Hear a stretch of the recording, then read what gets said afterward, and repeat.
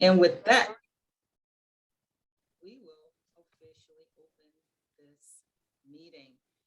So welcome, fellow Toastmasters and honored guests. This meeting of online presenters is beginning officially right now.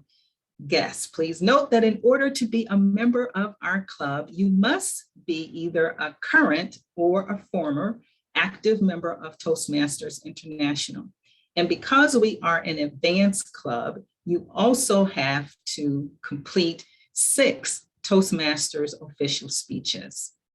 Now, if you have relevant presentation experience, you can apply for membership after you demonstrate a 2 to 3 minute speech right here in the club. And our requests for membership are subject to approval by the members of our club. If you have not already done so, please change your panel to ensure it shows your name in any role. If you're playing one tonight, guests, we ask you to put a G in front of your name so we will know that you are a guest. Simply right-click on your panel and select Rename in order to do that. Please remember, we have members and guests from all over the world. Thus, as a professional organization, we ask you to please be aware of your language and word usage. We don't want to offend anyone, nor do we want to be insensitive due to cultural differences. Please note we are recording this meeting, and your video and audio might be used for club marketing purposes. Remember, mute yourself when you are not speaking.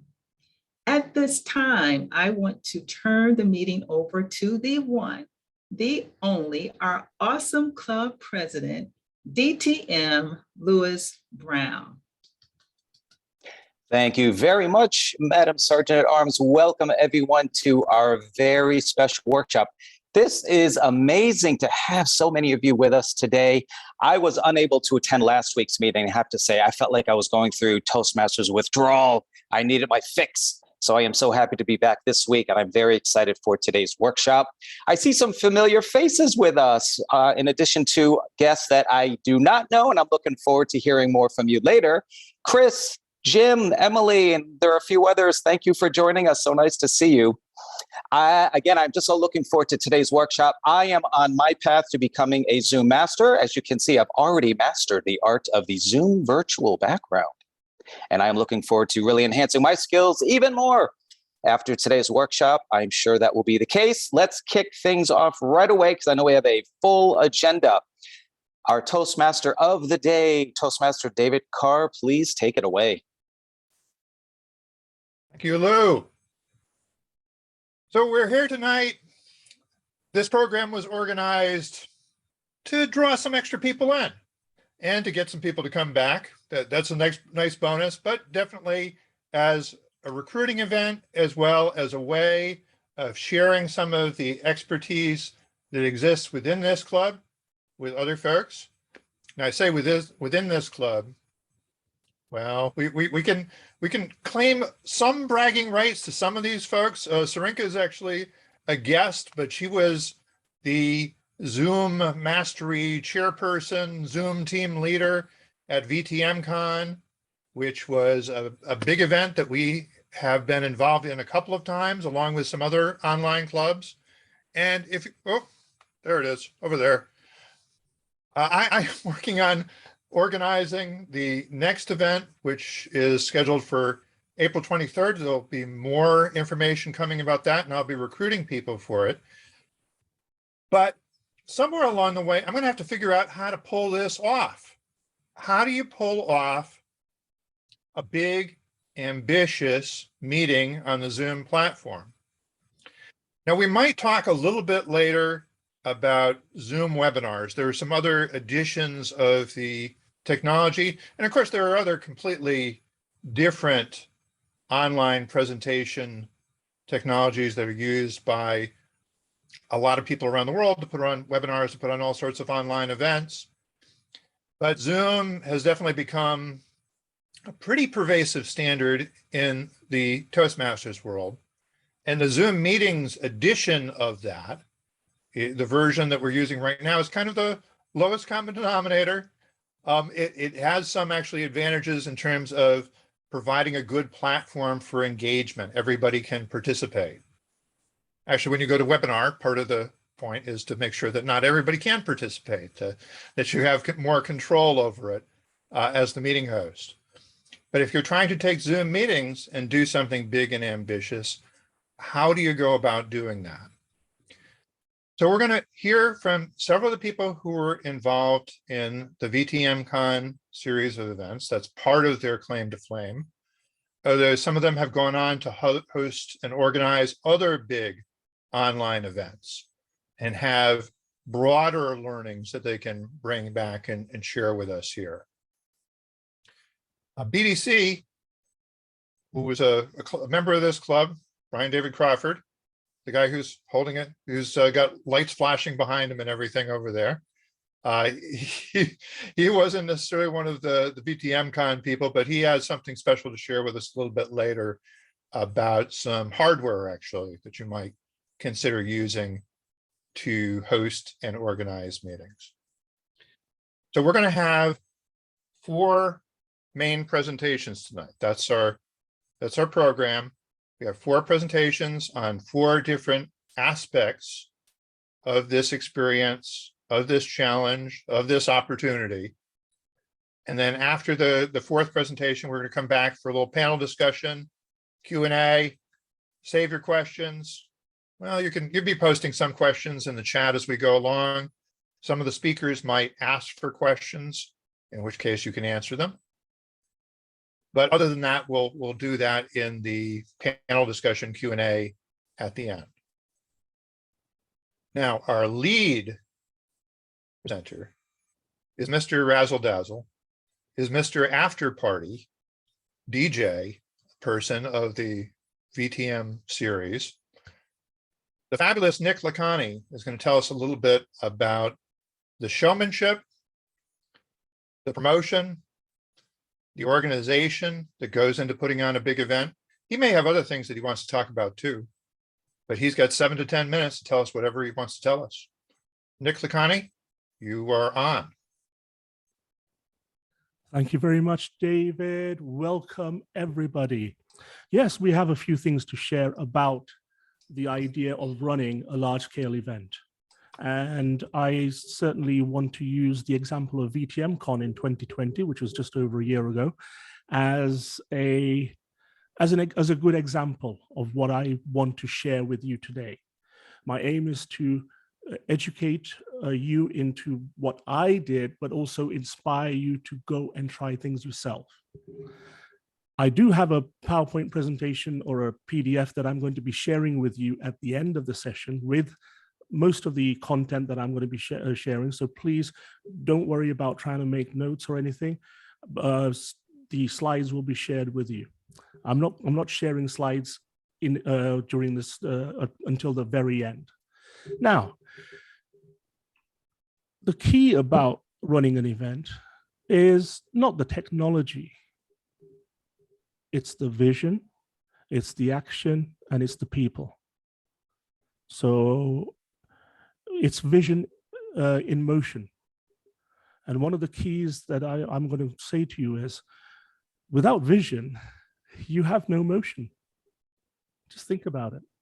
Without vision, there is no motion. Vision enables you to have clarity, to allow others to join you, to inspire others to join you, and also to help with the clarity, the planning process, and then the delivery of that process. So how do we bring the vision into motion? Yes, you have to work out the scope, first of all. What is the scope of this vision? Let's call it a project. Let's call it an event. What is the scope? Well, if you don't work out the scope, at any given point, lots of things will be added on to the project as you go along. And probably not the best idea. This did happen last year, by the way. But look, what was the vision last year? The vision for VTMCon, those of you who don't know, is to give a voice and a focus and to inspire the undistricted Toastmaster world. To give an event with contests and workshops to make people remember you. Also in the scope, I would ask you, in anything that you're organizing, who is your customer? Just think about it. Who is your customer? Well, the customer was obviously the audience, right? Not just purely the audience. Our audience, our customers were the undistricted clubs in the world, and also open-minded individual Toastmasters in those clubs, and even some outside of those clubs. Those were our customers. Definition of success, I think, is important to actually state. And for us, I thought we did very well. We aimed to get 6 clubs to sponsor it, which we got. We aimed to get 500 plus attendees. And at the peak, we had about 480 plus, I believe. We did pretty well. But without stating those objectives, or at least stating them and then feeling free to amend them as you go along, or tweak them as you go along, you don't have a focus. And that's really important. In terms of the aims of the project, the aims are different to the scope. The aims are that we wanted to create a world-class event for undistricted clubs. Now, somebody asked me why. Well, I was actually having a chat with my good friend Krishn, who's over here today. Wouldn't it be great to run an event for undistricted clubs, because they have nothing at the moment? And that literally was the conversation that sparked all of this. And our aim, one of my, in terms of the vision, my vision was to actually do something that other people have not done before, to give senior leadership experience where you won't get it unless you're part of a trio in some district somewhere.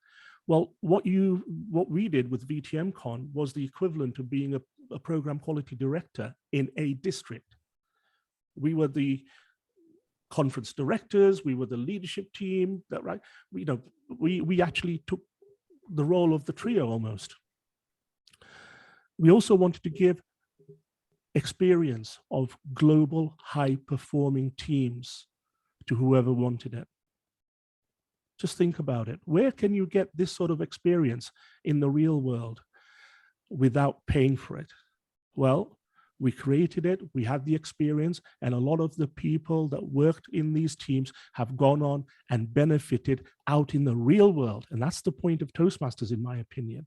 We do things here, we practice things here, we learn things here in order to go and benefit ourselves in our profession, in our business, or in our personal lives. In terms of the ultimate aim for me, David alluded to this, I'm not purely about fun, but it helps. It does help. Now, let's move on. In terms of what you need to do to run an event, well, you need to plan. In terms of the December event last year, we actually planned for a good 4 months. Talked about it for 2 months and then planned for 4 months and really brought it to fruition. What we did was we identified 2 co-chairs, so myself and Lois, and 1 special advisor, that's Krishn. We defined the platform, which was going to be Zoom. Now, we're talking about Zoom today as if it's the only show in town. It's not. It's the one that you know best. There are others available. And do not just use Zoom because you know how to use it. Explore other possibilities and then pick Zoom, because that is the one that most people wanted to use. We had 100 plus people on this event volunteering their time. Do you think we were going to teach 100 plus people how to navigate their way through a different platform? It didn't make sense, did it? In the future, we will change platforms at some stage. Now, the other thing that I did was I made sure that after creating the leadership team, we went to define the teams and the team leads. So we created 5 teams: contest, liaison, PR, talent, and Zoom. And what happened with that was that when we did the next event, that actually extended to 8 teams. over 2 days as well. So the planning was there. We had more time to plan. There was a lot of things in there, but we needed to plan because things needed to go right. In order to bring things to fruition, you have to manage the project. We ourselves supported ourselves in the leadership team, and that's key. You have to support the people. You have to support your team leads, the head of those departments. You have to back them. You have to talk to them regularly. Don't just send emails. Have face-to-face time with them once a week or once every 10 days max. Talk to them. And by that time, I mean, Sarinca knows this, we work together a lot. And I can tell by a tone of her voice or the way she looks, maybe she's not so sure about something. And that, as a leader, you have to pick up with your teams. One of the key things is support the people, not just the processes or the systems. Support the people. When you're delivering projects, like any project out in the real world, you have to create plans, you have to focus on your responsibility. During the event and doing the event, you have to not only take care of your responsibility, but be mindful and respectful of others, because whatever you do in yours could impact somebody else negatively, and we don't want that. We want everybody to play nicely, but we want things to fit together as seamlessly as possible. And so you have a duty to respect other parts of the project. You have to look at ways to mitigate risk. You have to, I put down on my handout here, hand out the duct tape because things are gonna break. Hand out the duct tape. Solve problems on the fly. If necessary, you quickly make decisions. Ultimately, the most important thing is the goal that you set yourself at the end. Will it make the boat go faster? Will it make our event better? That's the key. That's the question to ask yourself. Also, I'm going to do in terms of following up, where after you've delivered the project, now we've got people in the room who are going to talk about the day, how to manage teams, how to technically use the Zoom and so on, and do various other things, wonderful things with Zoom. But one of the key things is, it's about the follow-up. It's about what you do, what expectations you set for the audience. So what we did was we directed inquiries and our fans and actually told them. So last December the 5th, we told them that the next event was going to be in June and it was going to be a 2-day event. And that came to fruition. I only got the dates wrong by 1 week, by the way, because apparently there's Father's Day in the USA. Hey, I didn't know that. We wanted to create a focus, and we did create a focus for the teams of people that worked in the project and the audience, and inspired them to further action. We encourage creativity and ambition throughout. It's not about who you are, it's what you can contribute to the project. There's no stripes as if in an army. There's no positions as if in a district. Oh, I'm the district director, I'm the P. None of that. But what we did was we created a strong platform so that the June event was amazing. Now, who steps up? Who will put in the hours? And so on. Who will grow the brand? What will, what and who will deliver? Finally, the one thing I would leave you with is thinking about the summary of this. What am I saying? When creating an event, without vision, there is no motion. It's all about people and relationships. Identify and focus on the end goal. Simplify the decision-making. What will my customer take away? Remember, your customer is not just your audience. Protect the vision. Don't let it be watered down in any way unless it's right to do so. Be calm, be fair, be supportive. Be ruthless when required. You're answerable to your peers and your conscience. I'll be happy to take questions at the end if there is time, but I will share this with you in the chat shortly. Thank you very much for your time. Back to you, Mr. Toastmaster of the Day. All right. Yeah, I think we'll try and concentrate on those questions when we get to our panel discussion and Q&A at the end of this. Now, I neglected to mention when introducing Nick that he was also the founding president at Digital Communicators, which is also a very strong and worthy online club that you should take a look at, particularly if your schedule is a little bit different. It meets earlier in the day on Mondays. Our second presenter is going to talk some about the technology. Now, Nick just said that the technology didn't matter so much. It was all about the vision. And it is about the vision, but if you're not in control of the technology, when you're doing something in an online platform that is completely dependent on technology and the technology working ideally the way it's supposed to, then technology is pretty important. And our technical Zoom wrangler for both of the first two VTMCon events was Sarinca Janga. And we've asked her here tonight to tell us a little bit about how you keep control, including she did have a little Zoom bombing incident on the first time around. Some rude people came into our meeting, invaded, and tried to disrupt things, and her team shut it down fast. So Sarinca, floor is yours. Let me see if I can get it. Okay. Somebody else push that button. Okay.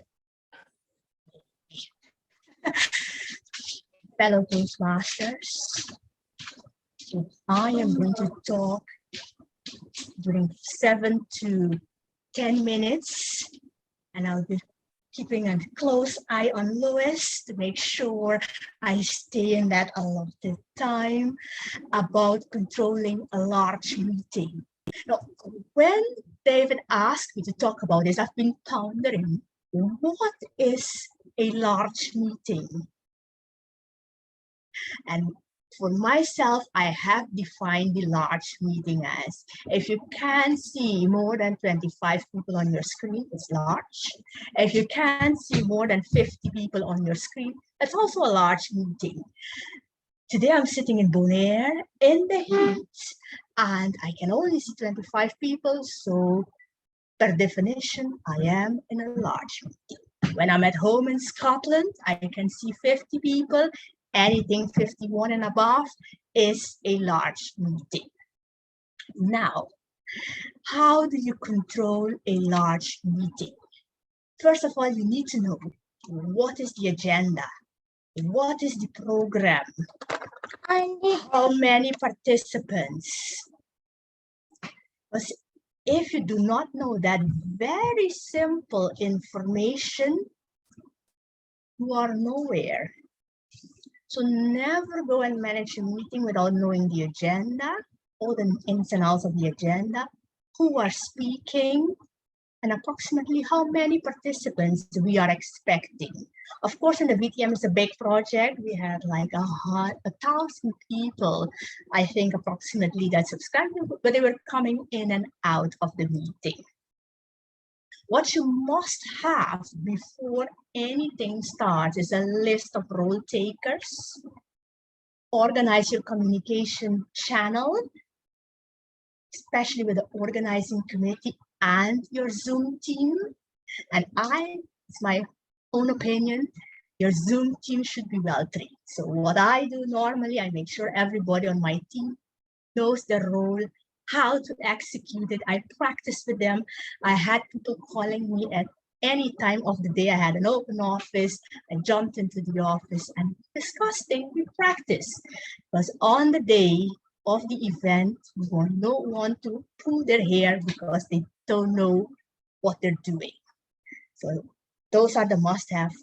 Have the list of role takers, know who they are, you name them to be able to find them quickly in your list of participants. You have a communications channel, for instance. communicate behind the scenes, and your Zoom team is well trained. Now, we need to plan to focus for success. So we meet, and then we organize and we need to know. So we meet the organizer, in this case it was David. We meet with the Zoom team. Whoever is leading the Zoom team will be meeting with his or her team. Meet with the speakers. Why do we meet with the speakers?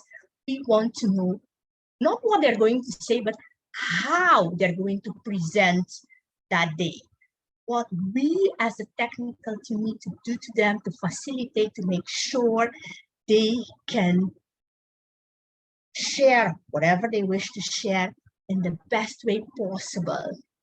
We organize ourselves, so we dry runs to make sure everybody is synchronized and know what they're doing.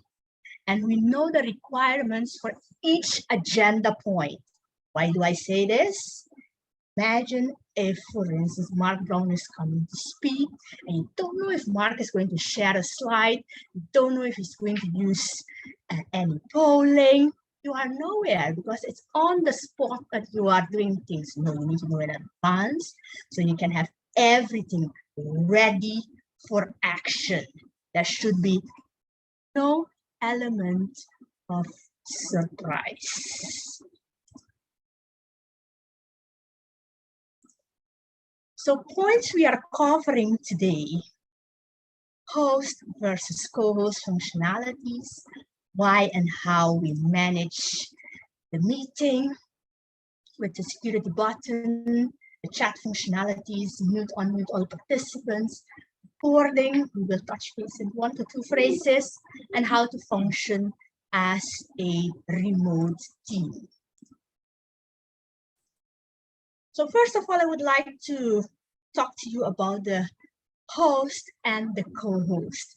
In this case, if you open your participants list on the right-hand side of your screen, if you are on your computer, you will see that David Carr is the host, and there are an army of co-hosts, and the rest are participants.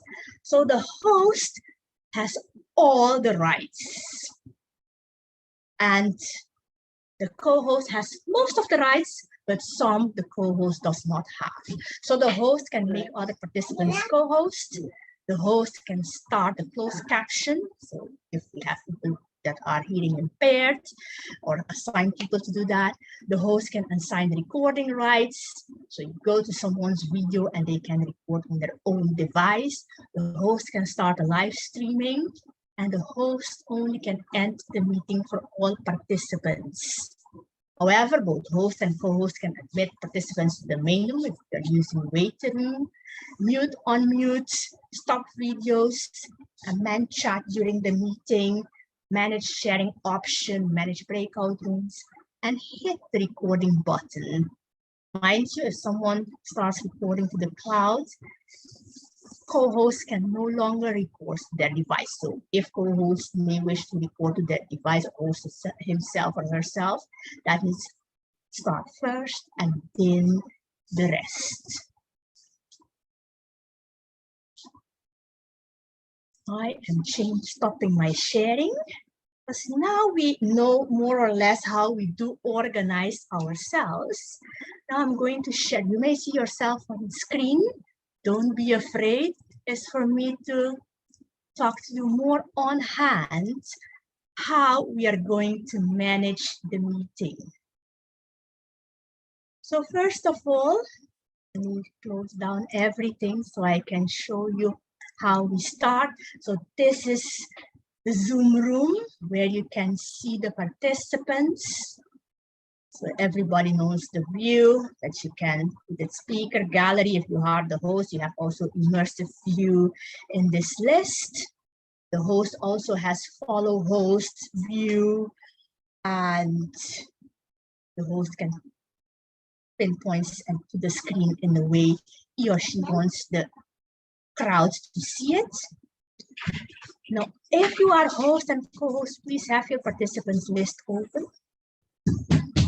then you can also see who are the co-hosts, other co-hosts. If anyone opens their mic and say something that they're not supposed to say at that moment, they jump right on top after the last co-host, so you can mute them as quickly as you can. Talking about muting, there is an option to mute everybody. So on your participant list at the bottom, you see mute all. When you click on mute all, this means everybody is muting. And if you don't want anyone to unmute themselves, all you do is untick this box, click on yes, and only host and co-host can unmute themselves. All participants, it's the host or co-host that need to ask them to unmute so they can unmute themselves. No, I'm not being rude, so I'm clicking no, unless they even ask us to mute everybody and no one can speak. So that's the way to mute everybody. I'll go back to a second way, another option to mute everybody, but I'll do that in a recap when I'm doing the security button. So that was the muting and unmuting of all. Mind you, when you stop someone's video, if I, for instance, let me see whose video is on. If I stop Graham's video, I stop his video, he won't be able to start his video again. So if you see anyone being a bit too rude in the meeting, stop the video, feel free to do that. You are in control. When I want him or her to start the video again, you need to ask them so they can turn their video on. So those cannot be turned on by participants themselves if it's turned off by host or co-host. Chatting can also become quite intense at some point, so we can also control the chat. You need to have your chat open. Go to the 3 dots at the end of the chat, and you can, let's say, manipulate the chat. So you can say talking to no one, or only to host and co-host, to everyone, or to everyone and anyone directly. So right now, it's a very fair meeting. We can chat to whoever you wishes in private. Mind you, when you're adjusting the chat, it also applies to all the breakout rooms. So if any breakout room needs another way of settings for the chat, it needs to be amended in the main room. It can't be done in the breakout room, but the breakout room will be dealt with by Master Krishn. Recording, as I said, I'll touch base very briefly on recording. We are already recording. We are recording to the cloud. You can see the clouds. If we were recording to a computer, no one is recording to a computer, you will see a circle and with a red dot blinking in it. For recording, you can record, because the recording is already on, I cannot show you, it's just pause and stop right now. For recording, you can record to the cloud or record to your machine. For the cloud, you need to have the settings right in on your device, in your app, and for on your device itself, and if I said it correctly, in cloud, you need to have the recording settings done correctly in your Zoom app, and for your machine, it will record your view. So if you have it in speaker view, it will record the speaker view. If you have it in gallery view, it will record the gallery view. And a recap, I'm going to do the security button. If anything's happened out of control, hit the security button. You can lock the meeting. No one can enter the meeting. You can enable waiting room, like this meeting has no waiting room. You can enable the waiting room so you control who's accessing your meeting. Get off, just in case someone is coming in. You can hide profile pictures. That's mostly for a contest. on this meeting, the sharing is open, so anyone can start sharing. You can untick that, and only host and co-host can share. You can also undo this chat here, so no one can chat. Go back to the chat here. You see, no one can chat. Turning that on. You can also stop people from renaming themselves. Here also, you can stop people from unmuting themselves, and you can also take away the start video, so people can also start the video. If there is someone you need to kick out of the meeting, just remove the participant. Lakhani. So if you remove someone, you can report them to Zoom if they were naughty. So that's the way to do it.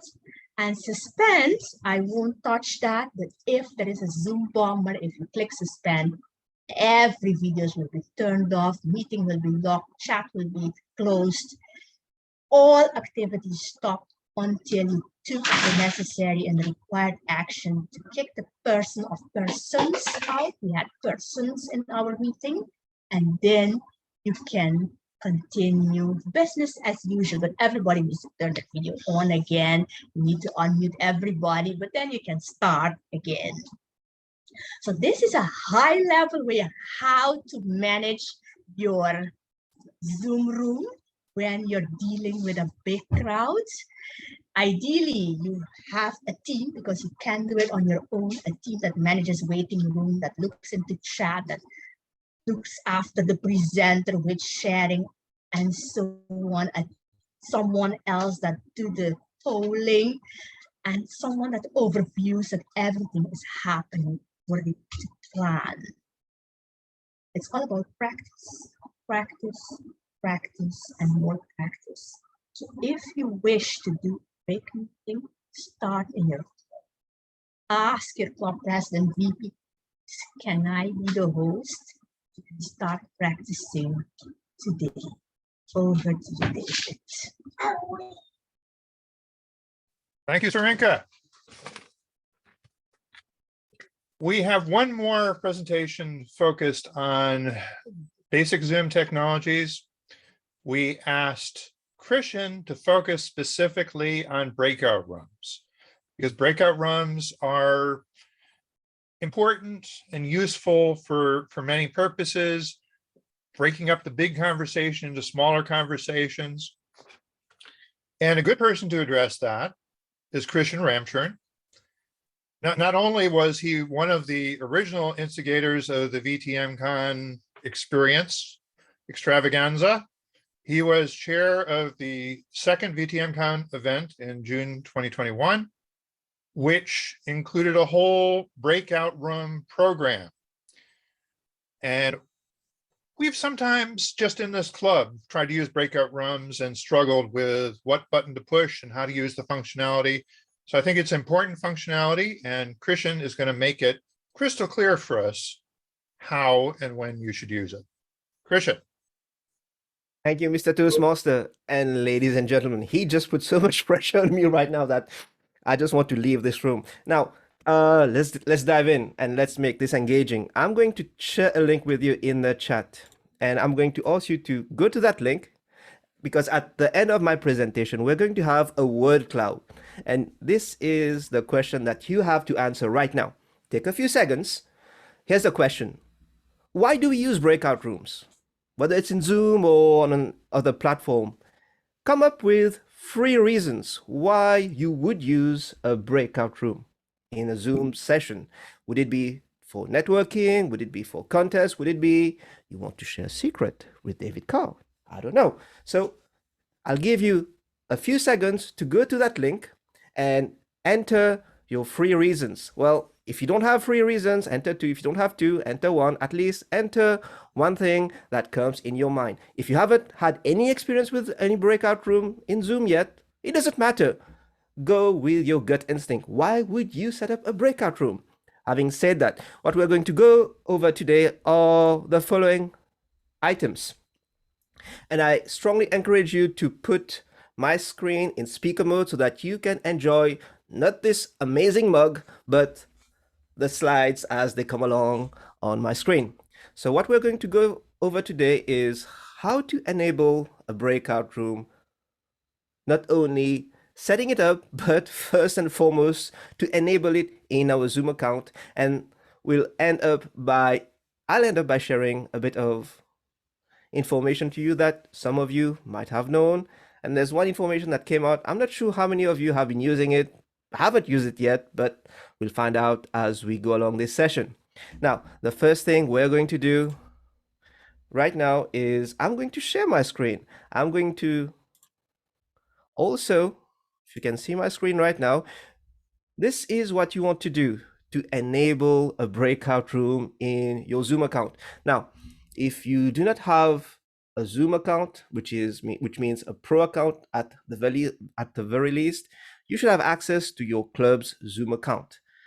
So what you want to do is you log in. After logging in, you go to settings, you go to in meeting advanced, and halfway down the page, look for breakout room and make sure that it is enabled here. That means it is blue. It's as simple as that. So once you do that, you know that you now have access to breakout room features. Now, we're now going to move on into setting breakout rooms. And how do we do that? This is going to be the fun part for you, at least. For me, it's going to be a challenge because I'm going to be looking away from my screen on another screen. So bear with me here. Right. So this is, if you are a host or co-host, this is what you should see. So many beautiful faces. Happy to be here on a Monday night or Tuesday morning, whether you're in the US or in Australia. And what you want to do, you click on breakout rooms. So one of the things that, if you're not familiar with Zoom, is always pay attention to the bottom ribbon of your screen. You know where it says mute, and then the video, stop video, start video. If you're part of the hosting team, if you carry on with your eyes to the middle bottom part of the screen, you'll see a number of features. And one of them is 4 squares assembled together in a big square. That symbolizes the breakout room. So when I click on it, you see a pop-up. And in that pop-up, right now, I'm going to just click recreate. And I can choose to do a few things. I can decide we have enough people to have, let's say, 4 breakout rooms. And one thing that you are also able to do, and it's always good to think ahead and to ask your team, how do we want to do this? Do we want to do this automatically? Maybe it's a networking event, or do we want to do it manually? Maybe it's a contest where judges have to be in one room, contestants have to be in another room. So I would go around here just for simplicity's sake to click on assign automatically. And then we also have a third option. Let the participants choose a room. Now, I would use this typically in Toastmasters environment in a club officers training. If you have attended a club officers training, this is what must have happened in Zoom. You have a big session, everyone is huddled together, and then when it comes to your club officer role, which is going to happen for maybe for 30 minutes or 1 hour, you're sent to a breakout room and you're invited to choose your breakout room. Because, hey, as a Zoom team host, sometimes it can get a bit daunting to just track 100, 200 people in a Zoom event. So that's how things happen. So I'm going to recreate with 4, sign automatically. And when I click here, I get another option. I get the number of rooms which have been created. And before I move to options here, let's see what I can do with these rooms. Well, I'm going to look for David Carr because David Carr has to be present in room 3. Where is David Carr? I don't see David Carr. Interesting. Has he disappeared? He's on screen. Let's check if he's the host. Now, if David Carr is the host, you're not going to see the host here. The host is possibly the one person you don't see in your breakout room assignment. I'm going to look for the president of the club. Where is he? See, this is the moment where the demo just goes sideways. No, it's not. I want to move Timer Lou Brown to room 2 because he has been assigned to room 1. He actually should be in room 2. So what I do, I just go to his name, put the cursor on his name, and I can either click on move to another room, room 2, 3, or 4, or I can even go and exchange him with someone else. So I want to swap him with his VP Education, who is in another room. So I would look for the VP Education and do the swap. Now, because of time, I'm also going to visit here. This is what you want to pay attention to when you create a breakout room. You want to be clear on whether you want your participants to be able to choose the room they are getting into, or whether you're going to assign them automatically. Hi, Krishn. Yep. It's Nick.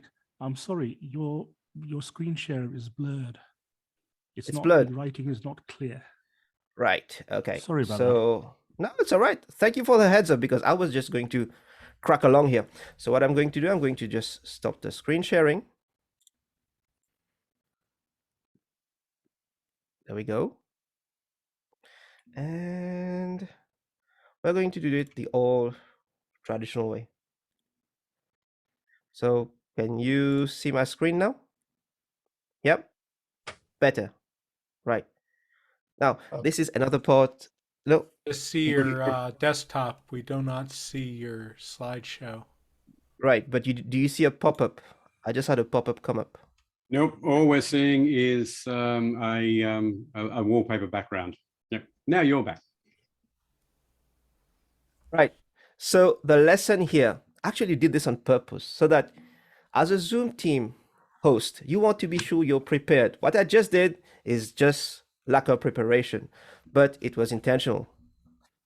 So what you want to be aware of is the following features. You want to be able to move your audience members if you need to. You want to also be able to identify the options you want to share. So one option may be, do I allow my participants to choose their room?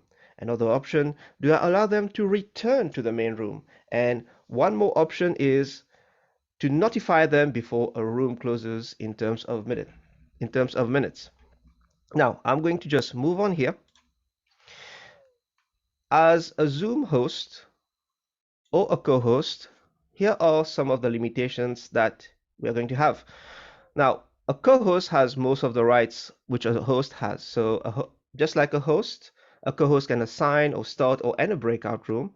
A co-host can move between breakout rooms, can broadcast a message to everyone, but only the host can and will be notified for requests for help. Now, what does that mean? If you're a participant in a breakout room, you will find this button somewhere at the top right corner, don't know where it is, of your breakout room. And when you click on it, the host receives a message that someone in the room is asking for help. Now, 3 more things. Zoom currently lets us set up a maximum of 50, don't have enough fingers on my hands, 50 breakout rooms. And in a breakout room, unless you have been assigned recording rights by the hosting team, recording is not allowed. And you can also broadcast a message as a host or co-host to breakout rooms. Now, like I said earlier, only the host is going to be notified of requests for help. Now, you don't have to worry about taking notes because I'm going to post a link right now in the chat where you can get all of this at hand. It's the Zoom support site. One last thing, because I'm completely out of time, you can even share a screen from the main room to a breakout room. as long as the host has allowed screen sharing. That's a new feature that came out. One of the requirements is that you have upgraded your Zoom application to the latest version. So check that out. Now, let's see how you have performed in terms of the word cloud.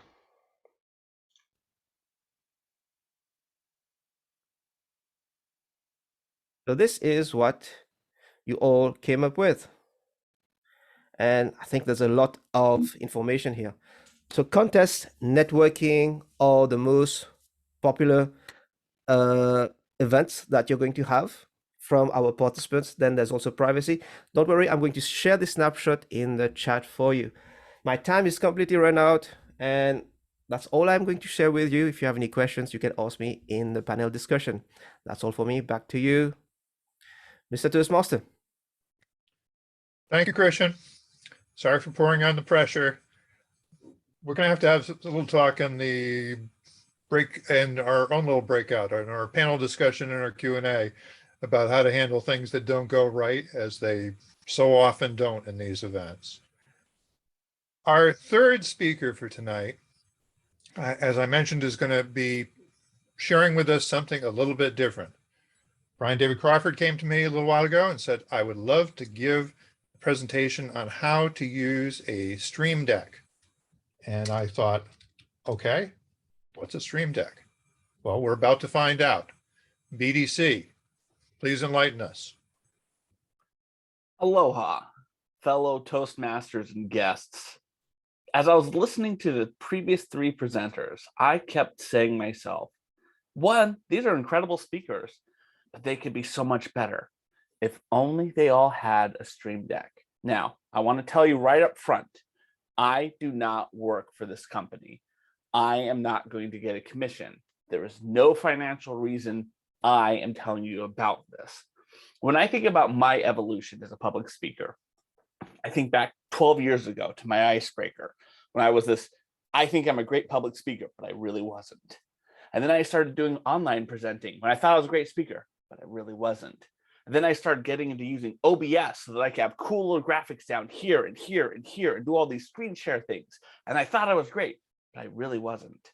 And now the next step for those who've already gotten this far is this little device called a Stream Deck. It's made by a company called Elgato, and it's been around for at least 4 years. I guarantee you none of you have heard of it because this is not marketed to you. But like most things, you don't know that this is exactly what you're looking for. At its core, this is a customizable macro keypad. Let me kind of say what that is. A macro keypad is your ability to press a button and have your computer do things for you. For instance, if I wanted to mute myself, I would just need to hit.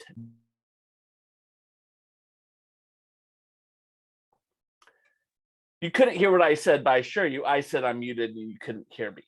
If I want to turn off my video, all I have to do is press this button. And now you can't see what I'm doing, but you can still hear me. Notice I have never touched my keyboard and I have never touched my mouse. So how is this possible? Well, let's start off by talking what this does. Your computer has the ability to use things called hotkeys. These are things like the top row of your keyboard that says F1 through F12. They are function keys. Using combinations of alternate, control, and command, you can use those to perform certain functions. Every program you have is associated with this. What the Stream Deck does is it gives you the ability to say, this button does this. Because if you want to mute yourself, it is alternate F12. And think of how long it's going to take you to find alternate F12 versus just doing.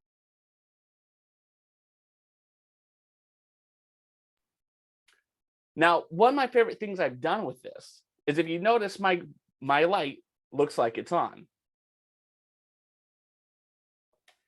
It changes so that I have a visual representation to see that I'm muted. Otherwise, I have to trust what the icons say I'm there. My F12 doesn't change. How am I know I'm going to be muted? This does it here. And I want to show you exactly how easy it is by simply sharing my screen with you.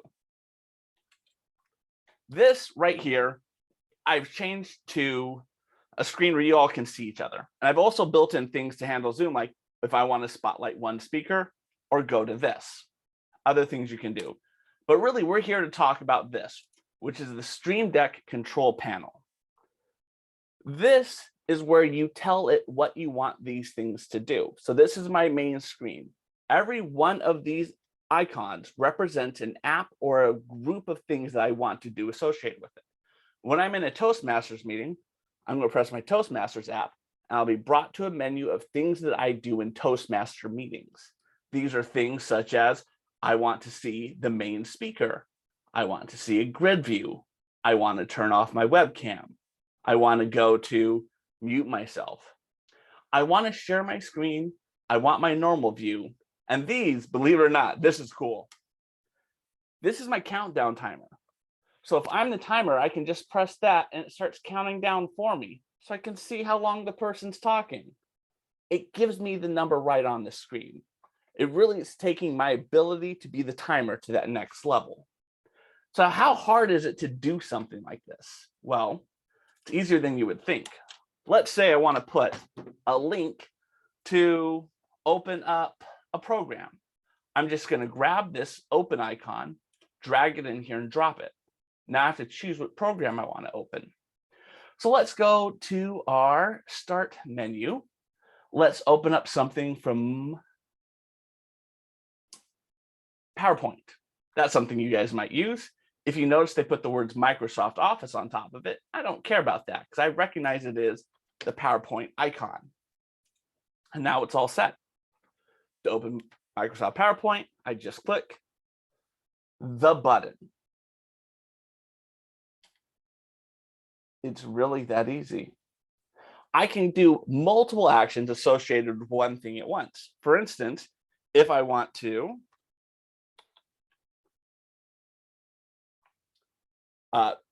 I pressed the button over here for Twitch, and what it did was it said, I have to open up all of these windows at once, because every time I press this button, open all of these different things.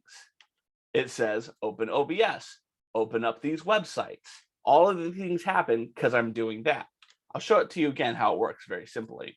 Again, this works very, very easily. You come down here, you simply pick, well, where was it? Multiple action. You drag and drop, and then you see what are the things you want to happen. I want to open a website because I want to go to op.toastmostly.org. I want to open a second website because it's not just that website. I want us to go to another toastmostly.org. I want to open a third website. Let's say I'm going to open up toastmasters.org for some reason. Maybe I got to go do something there. Maybe I want to play open a program. Let's choose. I'm just picking the first thing I can find. There you go. I'm sure this is a good program.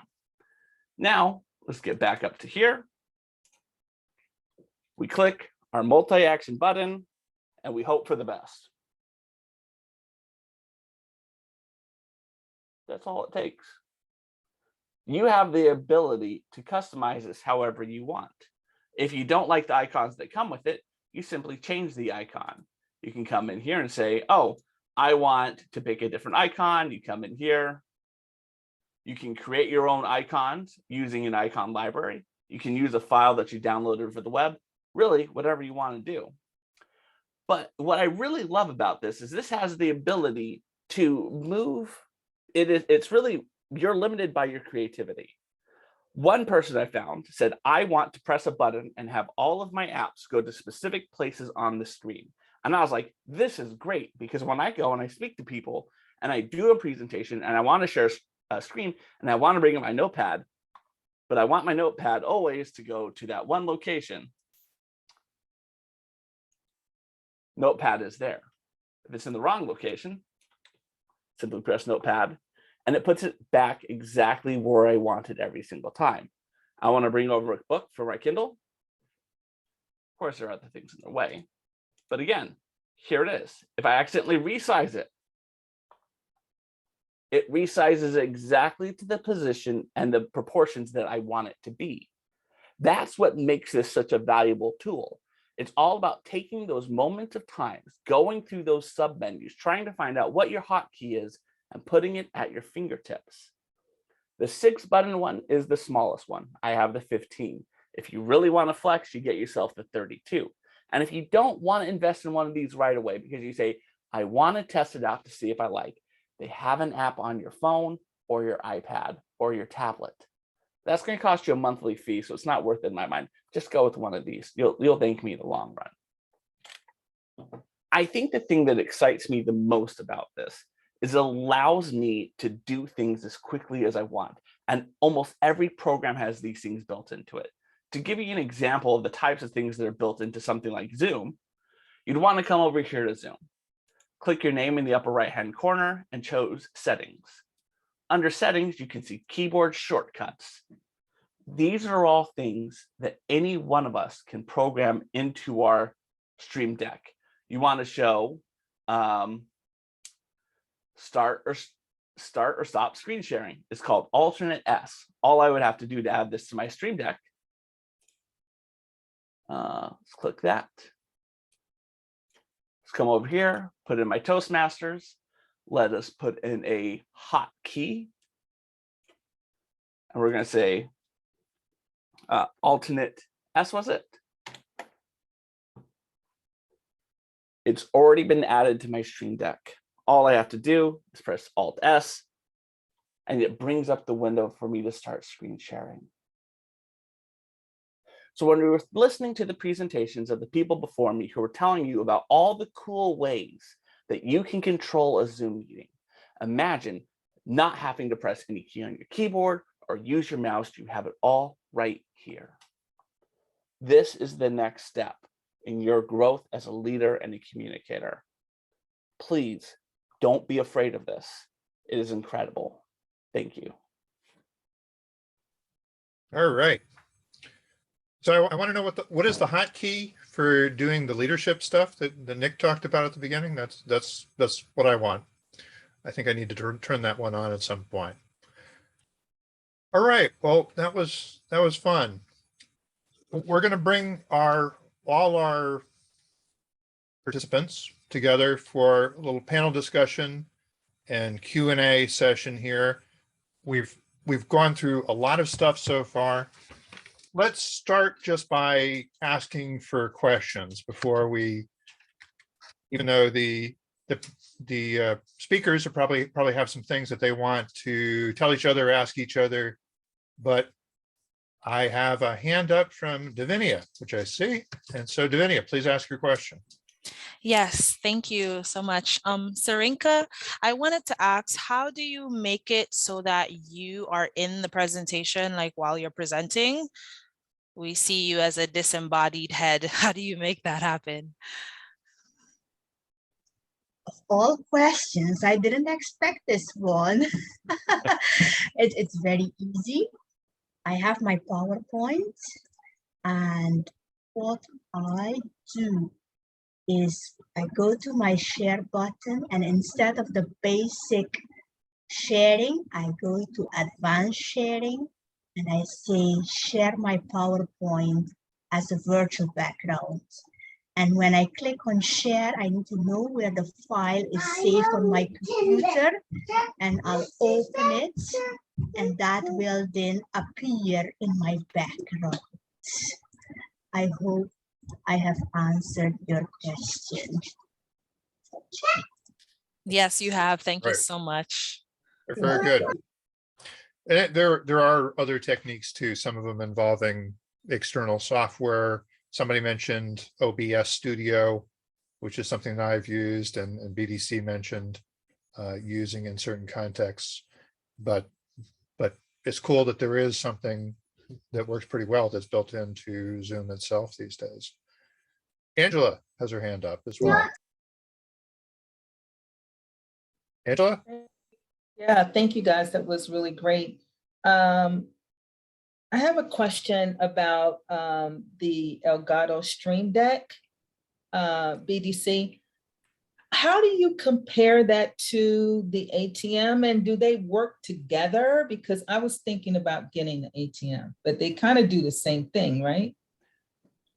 So when I think of ATM, I'm thinking of a company. I don't know specifically a product that you're talking about. The biggest product that I'm familiar with ATM is the ATM Mini, which is a 4 input HDMI switcher that allows you to bring in 4 separate cameras into one webcam view. I know that other companies are taking products like this. Elgato was the first one to bring something like this to the consumer market. They also, I feel, have the biggest marketplace. So there's a lot of applications and things that are built by companies. So in other words, the company that makes OBS, they have built specific tools for this device, like changing your scene, muting your microphone, and doing things like that.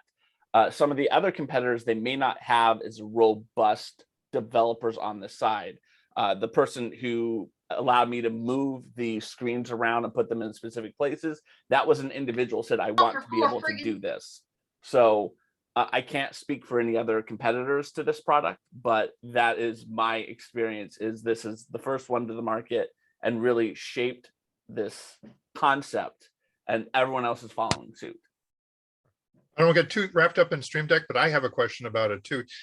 Does it have any out of the box functionality for Zoom, or do you have to program that all in? I've not, just because this is developed for people who stream to websites like YouTube and Twitch. This is who it was built for. It was to give them the ability, when you watch like a radio host or television host, they've got those screens in front of them and they like just press a button and a sound effect happens. So they press this and they take a caller. It's to give me sitting in this chair the ability to do that without having a $20,000 computer system in front of me. Well, there are some settings in the Stream Deck software with Zoom settings. So like you can mute toggle, video toggle, share toggle, all of those things are built in, and you just drag them onto the different keys. And we're going to let Stream Deck take up our whole Q&A time if we don't watch out. So I do want to move on a little bit. Oh no, that's all there is to it. There, you just got to stay with Stream Deck the whole time. Okay. I wanted to ask if any of our panelists have a question for one of the other panelists. Question or comment?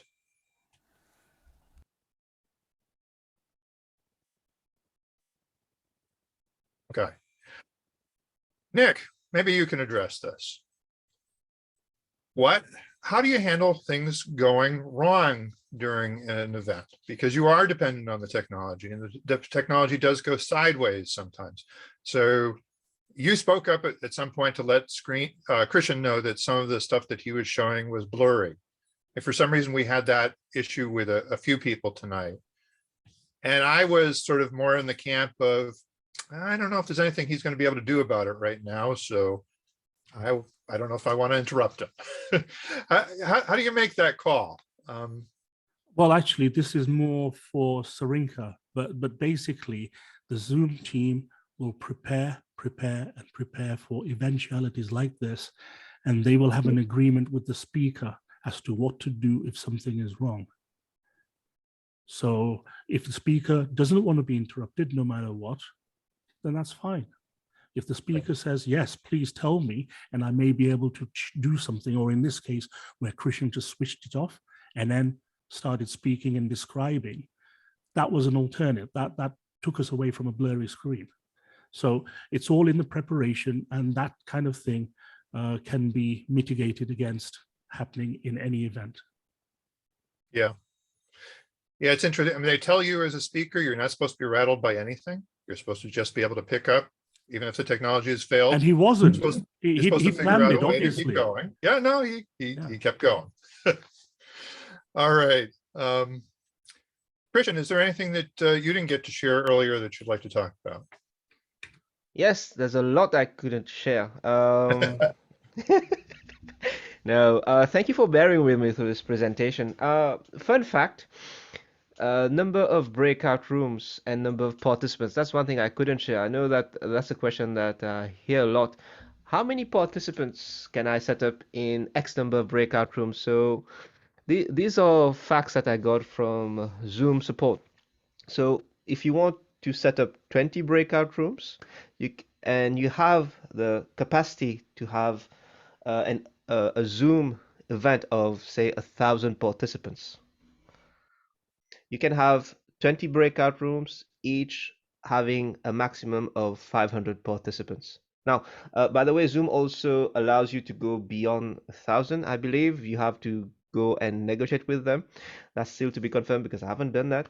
So for 20 simultaneous breakout rooms, you can have up to 500 participants per breakout room. For 30 breakout rooms, you can have up to 400 participants in a breakout room. For 50 breakout rooms, you can have up to 200 participants per breakout room.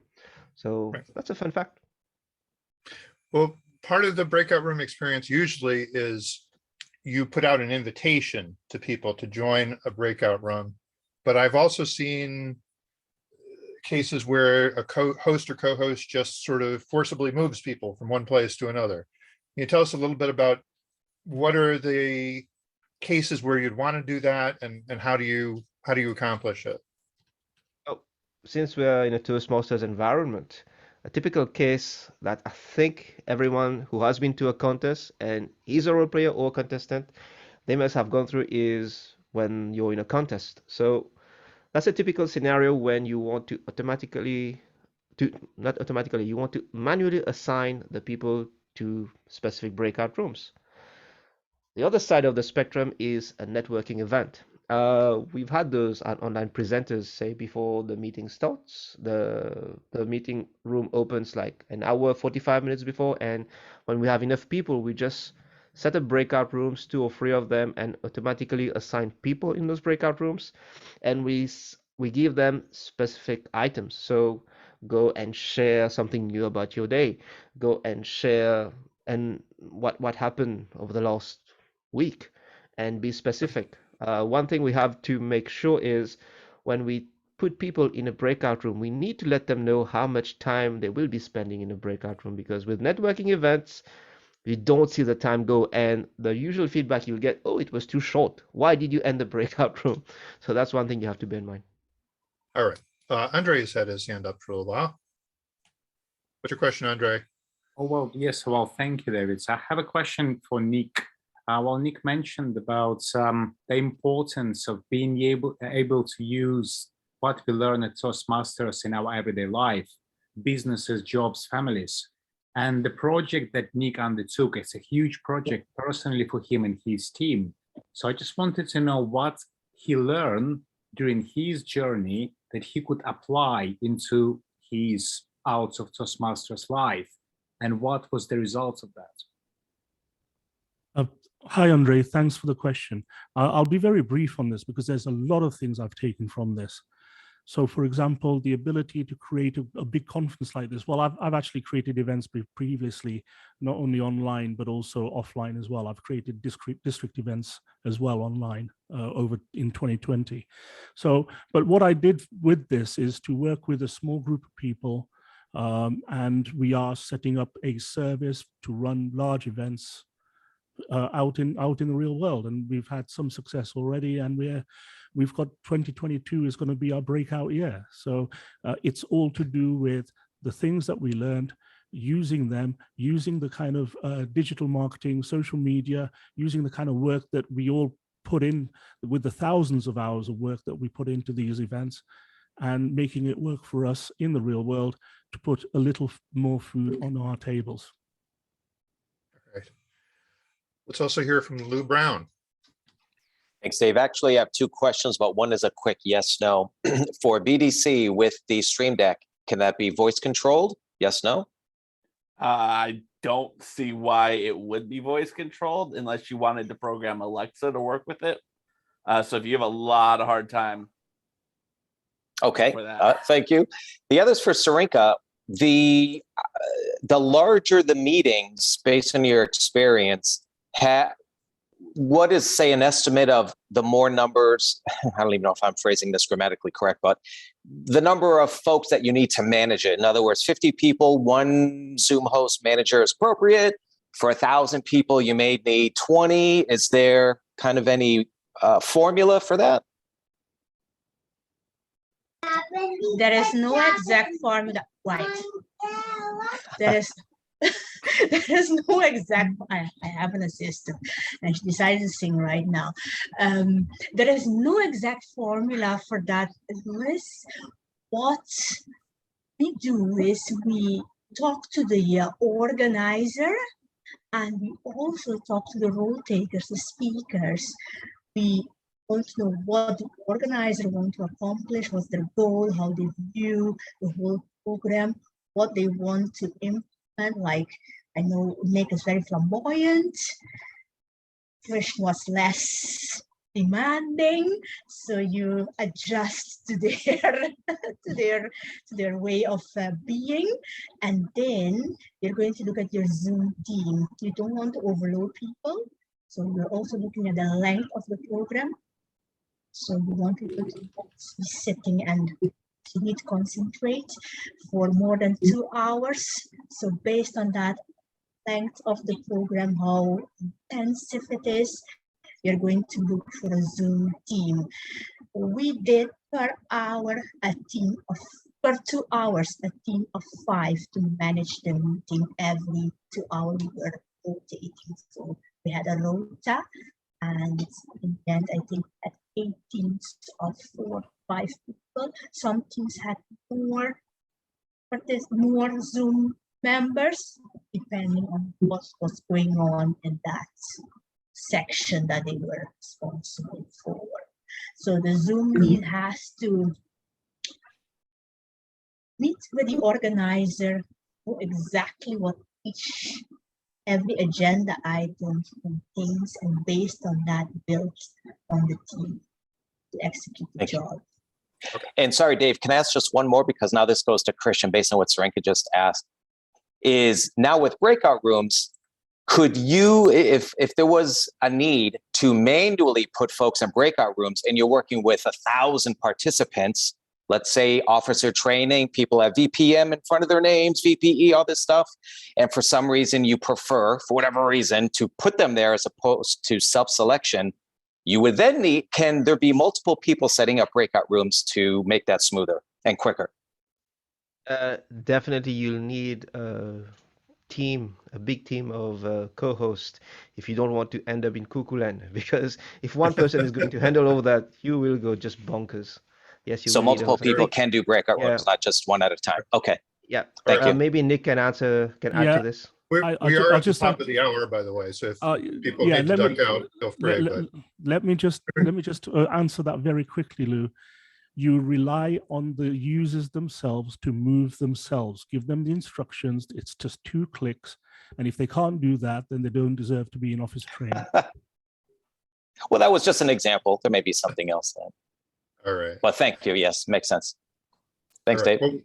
Well, I think we're going to run over by a few minutes. We'll try not to do it radically. Marianne, I asked you to give some feedback at the end. If you don't mind, I'm going to ask Andy to ask whatever his question is before we do that. Dr. Byrne? You're still muted. Okay. There you go. I just want to point out that I do have the Stream Deck, but if you don't want to spend as much money that they want, there is a cheaper version, not by Elgato, but this one is called a Zap Pad. This has 22 dedicated hot buttons for specific functions, whereas the Stream Deck allows you to program, gives you more flexibility, but it's also, I paid like $135 for my upper level 35 key Stream Deck. So it's a lot different in price, but for most people, a Zap Pad will do just fine. And I think that I enjoyed the presentations that everyone had. I'm looking forward to additional tutorials from David, Brian on the use of the Stream Deck, and I appreciate everything that everyone contributed. My hands to Nick and to Krishn and right. Rena. Yeah. All right. Let's hear from our general evaluator for the evening, Marianne Grady, who's been patiently waiting. Maybe impatiently, but she's been waiting. No worries, no worries. Tonight, the presentations were wonderful. Everyone was, gave us a lot of things to think about. I'll start and I'll just run through the 4 presenters and I won't comment on the rest of the other parts of the meeting. So Nick, your meeting planning is like no other. And I love the thought you put behind into every aspect of the meeting. But this is a Zoom mastery class, and I would have liked to seen a little more of the how that applied in the Zoom world. It was more towards like the VTM or planning an event rather than into the Zoom. So a little more on that, just pull that curtain back on the how, and I would be on board with that. Sarinca, your audio was a little bit garbled in the beginning, but I could understand you. And your screenshots were really valuable as you explained things. I really was truly able to understand everything you did because of those screenshots. Krishn, let's see. I didn't know anything about what you were presenting, the breakout rooms, Krishn, so I thought it was fascinating. Some of the slides were blurry and they couldn't be read, but you know that now. And That's not working. Excuse me? We just needed to mute someone. Please continue. Oh, okay, sorry. And I learned a lot about the features of the breakout rooms, and I didn't know anything about that, so I am really grateful for that. BDC Stream Deck seems like an amazing gadget. Again, not Zoom related, but I was really happy to see that how you tied it in at the end and how you could use it in that environment. So overall, we saw a lot of very interesting things tonight, and I would love to see a little more. Back to you, Mr. Toastmaster. All right. Well, we should say a few words to our guests. You didn't get to see a regular online presenters Toastmasters meeting tonight. We hope you'll be back to visit us again to see week in and week out. We have fabulous people at this club giving fabulous presentations. And you got a taste, I hope, tonight of how much great talent there is, not only in online presenters, but in the online Toastmasters world. The fact that we get to tap the whole world and bring that expertise together is one of the true pleasures of doing Toastmasters in this format. With that, I'll hand it back to our president, Lou Brown, and maybe we can, if guests can stick around for a minute, we'd like to get a little bit of feedback and conversation going with you as well, probably. Lou Brown. Thank you, sir. Appreciate that wonderful hosting of this event. Thank you to all the presenters and for everyone kind of staying a little bit later as we did go over a bit. I will add that probably would be my only bit of, say, evaluation would be to have more of a handle on the timing aspect upfront in terms of, is it 7 to 10? Is it 8 to 12 or whatever the case may be? And that way we can more adequately stick to the timing on the agenda. But you know what, with events like this, and keeping with the theme of Zoom mastery, sometimes you have those things come up, those unexpecteds, and you kind of roll with it. So no problem at all. Yes, as we're dwindling down, I know folks have to leave for certain things, especially folks like Nick, who are probably going to be getting ready for bed soon. Or if not getting up, I don't know, early in the morning there. I'll officially close the meeting so we can stop the recording, but please stick around. I'd love to hear some comments from guests, as well as our VPE does his usual